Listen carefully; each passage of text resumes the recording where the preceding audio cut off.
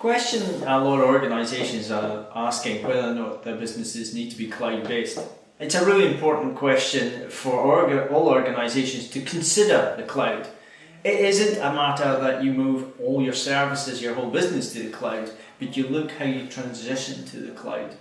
As service by service, you'll find that more organisations and more applications and more of what you can do with your business will be digitally, it'll be on the cloud, and the applications and services will all link together. So moving to the cloud is a very key part to how organisations look to the future of their businesses. What are the three? The three being private. Private is a cloud which only belongs to the individual and is private to them. So they don't share it with others. So a private cloud is for that organisation. Now, a public cloud will be shared. It's basically you get a chunk, a small slice of that piece of the cloud. So that public cloud will be shared by many organisations. Now that becomes more cost effective, more cost efficient. And you may find that your organisation works extremely well within these public clouds. And public clouds can be areas where you are sharing services or sharing elements of the process or the service with others. Very common and a very easily way of adding applications and services to your business. And hybrid. Hybrid is, there's a definition around hybrid where you may have some of your services on-premise, you may have some of your services in the cloud. So it's a hybrid environment, and that means that you don't have everything in the cloud.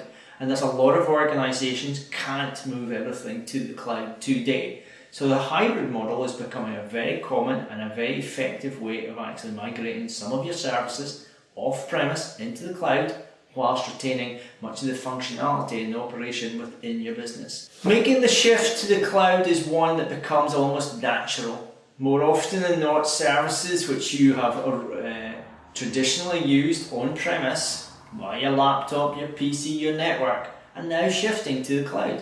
Think about banking. How many people do their banking on their PCs nowadays?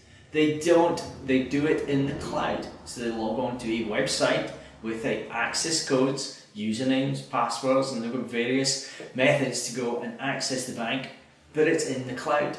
Question for downtime regarding, will this interrupt your business? And the short answer is no. Most of these services and most of these applications, once you have them installed or once you have done the transition to the cloud, from that point on it becomes very natural. The cloud delivers the service. Now, of course, there's always going to be a small amount of disruption, but if you've got a good provider, a good supplier, IT supplier, they're going to help you take that transition, minimize it, and for many organizations this is very manageable as they transition away from the on-premise solutions. But it can minimize the disruption to your organisation if you plan. Question around cost becomes a big thing around cloud. A lot of companies, depending on the maturity level of them, will focus on the cost. The more mature organisations focus on the outcome.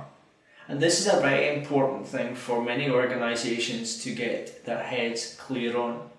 The outcome will always be the bigger benefit for your organisation.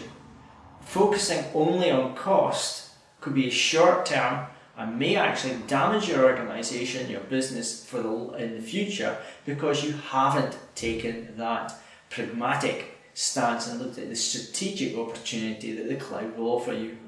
So don't always focus on the cloud, on the cost would be my guidance, but certainly take it into account.